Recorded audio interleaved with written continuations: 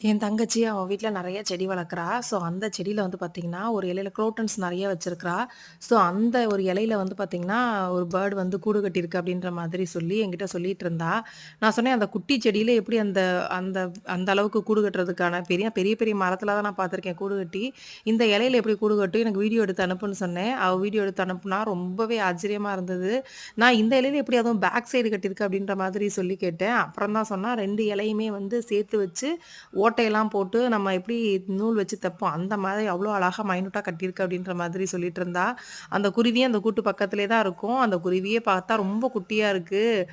அந்த முட்டையும் பார்த்தீங்கன்னா, ரொம்ப குட்டி குட்டியா இருக்கு அப்படின்ற மாதிரி சொல்லிட்டு இருந்தா. எப்ப வெளிய வரும்னு எனக்கே ரொம்ப ஆசையா இருக்கு அப்படின்ற மாரி சொல்லிட்டு இருந்தா. இந்த வீடியோ பார்க்கவும் எனக்கே ரொம்ப ஆச்சரியமா இருந்தது. ஏன்னா, என்ன சொல்றது, ரொம்ப பக்கத்திலேயே பார்க்குற மாரி அந்த ஒரு ஃபீல் இருந்தது. ரொம்ப பியூட்டிஃபுல்லான வீடியோ. இதோட பிக்சர் கூட லாஸ்ட்ல இருக்கு. அதையும் பாருங்க. 3 முட்டை